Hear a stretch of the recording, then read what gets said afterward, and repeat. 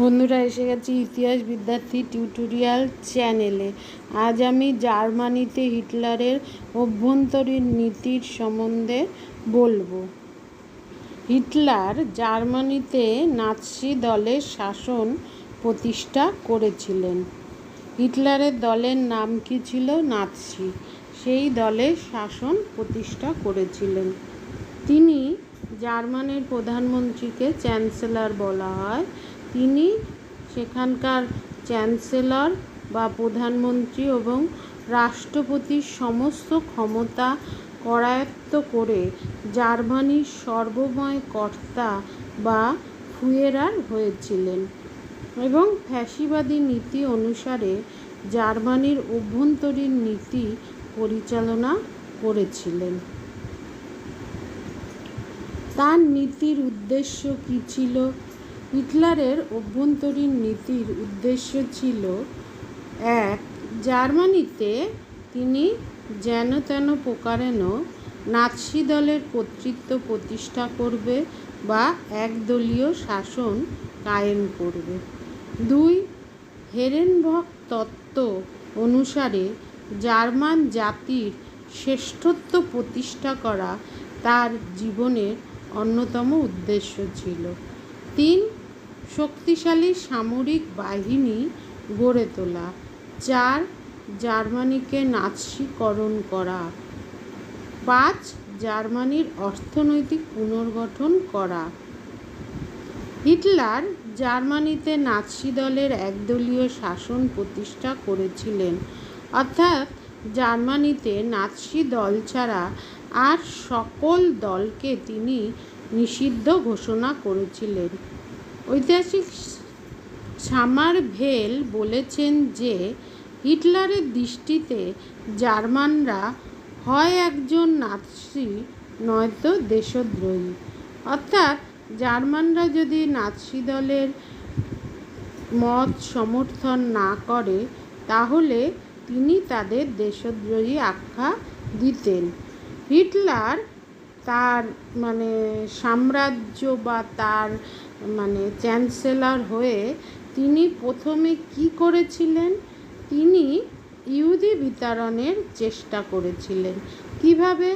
তিনি জার্মান জাতির বিশুদ্ধতা রক্ষার জন্য তিনি জার্মানি থেকে ইহুদিদের বিতাড়িত করার নীতি নিয়েছিলেন।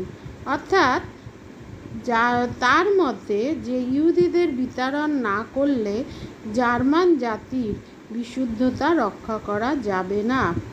এছাড়া ইহুদিরা জার্মানির অর্থনীতির একটা গুরুত্বপূর্ণ স্থান দখল করেছিলেন। অর্থাৎ তার নীতির যে উদ্দেশ্য ছিল অর্থনৈতিক পুনর্গঠন করা, ইহুদিদের বসবাসের ফলে জার্মানির অর্থনীতি পুনর্গঠন করা যাচ্ছিল না। অনেক ইহুদি তার ভয়ে জার্মানি থেকে পালিয়ে গিয়েছিলেন, কিন্তু যারা থেকে গিয়েছিলেন তাদের সেই সব ইহুদিদের তিনি নানাভাবে হত্যা করিয়েছিলেন। প্রায় কয়েক লক্ষ ইহুদিকে তিনি বিভিন্ন ছলছুতায় নানাভাবে তাদের হত্যা করিয়েছিলেন। এছাড়া তার যে উদ্দেশ্য ছিল শক্তিশালী সেনাবাহিনী গঠন করা, তিনি সেটা করেছিলেন।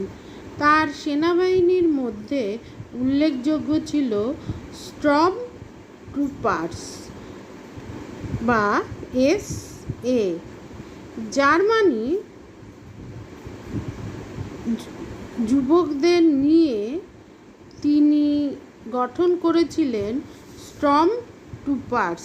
এদের কাজ ছিল নাৎসিদের রক্ষা করা ও অন্য দলের সভা সমিতি ভেঙে দেয়া।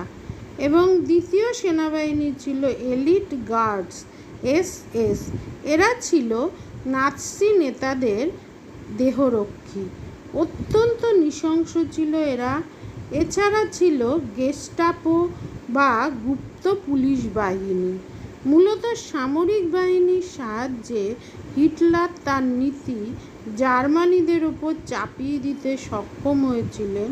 অর্থাৎ সামরিক বাহিনী জোর জবরদস্তি করে তাদের ভয় দেখিয়ে হিটলারের নীতি জার্মানদের গ্রহণ করতে বাধ্য করেছিলেন। এছাড়া হিটলার জার্মানিতে ঘোষণা করেন যে সমস্ত জার্মানকে সামরিক শিক্ষা বাধ্যতামূলক করতে হবে, কারণ তার একটা উদ্দেশ্য ছিল বিশাল সেনাবাহিনী গঠন করা। অর্থাৎ জার্মানরা যদি সামরিক শিক্ষা গ্রহণ না করে তবে তিনি তার স্বপ্ন বা উদ্দেশ্যকে সফল করতে পারবে না। তাই আগে জার্মানদের, বিশেষত তরুণ জার্মানদের সামরিক শিক্ষা দিয়ে তাদের সেনাবাহিনীতে যোগদানে তিনি বাধ্য করবেন। তাই তিনি বাধ্যতামূলকভাবে জার্মানিদের সামরিক শিক্ষা দেয়া প্রয়োজন বলে মনে করেন। এছাড়া তিনি জার্মানিকে নাৎসিকরণ করেছিলেন। তার নীতি ছিল যে সমগ্র জার্মানিতে নাৎসিবাদের আদর্শ প্রচার করা, অর্থাৎ জার্মানরা যাতে নাৎসিকরণ নীতি গ্রহণ করে সেই দিকে তিনি বিভিন্ন ব্যবস্থা নিয়েছিলেন। কি করেছিলেন? তিনি জার্মানিতে নাৎসি দল ছাড়া সমস্ত দল অবৈধ বলে ঘোষণা করেছিলেন, অর্থাৎ জার্মানিরা যাতে অন্য কোনো দলের আদর্শ গ্রহণ না করতে পারে। এছাড়া সমস্ত সরকারি কর্মচারীকে নাৎসি সরকারের প্রতি আনুগত্যের শপথ নিতে বাধ্য করেন। অর্থাৎ সরকারি কর্মচারীদের ইচ্ছা অনিচ্ছার কোনো দাম দেওয়া হয় না, তাদের উপর জোর জবরদস্তি করে নাৎসি সরকারের প্রতি তারা যাতে আনুগত্য থাকে এই জন্য তাদের শপথ নিতে জোর করেন। এছাড়া স্কুল কলেজের পাঠ্যপুস্তকগুলিতে নাৎসি আদর্শ রচনা করেন। এছাড়া সংবাদপত্রগুলিকে নাৎসি আদর্শ প্রচার করতে তা বাধ্য করা হয় এবং সংবাদপত্রগুলিতে যাতে নাৎসি আদর্শ প্রচার হয় এই জন্য সেই দিকে দৃষ্টি দেওয়া হয়। এছাড়া তিনি তার অন্যতম উদ্দেশ্য ছিল অর্থনৈতিক অবস্থার পুনর্গঠন। সেটা কিভাবে করেছিলেন? তিনি জার্মানিতে অনেক কলকারখানা প্রতিষ্ঠা করেছিলেন। এই কারখানায় শিফট প্রথা বা শিফট সিস্টেম চালু করেছিলেন এবং কারখানাগুলোতে যাতে শ্রমিক ধর্মঘট না হয় তার জন্য নিষিদ্ধ ঘোষণা করেছিলেন এই শ্রমিক ধর্মঘট। কারণ যত ধর্মঘট হবে তত আর্থিক দিক দিয়ে তারা পিছিয়ে পড়বে। এছাড়া কৃষিতে যন্ত্রের ব্যবহার ও সারের প্রয়োগ করে কৃষিজ উৎপাদন বৃদ্ধির দিকে নজর দিয়েছিলেন। তবে খাদ্য উৎপাদনের চেয়ে অস্ত্র উৎপাদনের উপর তিনি বেশি গুরুত্ব আরোপ করেছিলেন। অর্থাৎ তার প্রথম থেকেই উদ্দেশ্য ছিল শক্তিশালী সামরিক বাহিনী গঠন করা এবং এই সামরিক বাহিনী অস্ত্র যাতে ব্যবহার করতে পারে, নতুন নতুন অস্ত্র, এবং সেই দিকে তিনি লক্ষ্য রেখেছিলেন এবং তার সাহায্যে তিনি সারা বিশ্ব জয় করবে এই স্বপ্ন নিয়ে তিনি অস্ত্র উৎপাদনের উপর বেশি গুরুত্ব আরোপ করেন। তার এই নীতিকে মাখনের চেয়ে কামানের অগ্রাধিকার নীতি বলা হয়। সবশেষে বলা যায় তিনি জার্মানির কারখানাগুলিকে অস্ত্র ও সামরিক দ্রব্য উৎপাদনের জন্য ব্যবহার করেন। এইভাবে তিনি জার্মানিকে অভ্যন্তরীণ ক্ষেত্রে শক্তিশালী করে আন্তর্জাতিক ক্ষেত্রে জার্মানির মর্যাদা প্রতিষ্ঠা করতে সচেষ্ট হন। তবে তার এই নীতিকে শক্তিশালী করার জন্য তিনি জার্মানদের উপর জোর জুলুম চাপায় এবং বাধ্য করেন যাতে তার এই নীতি অনুসরণ করে চলে।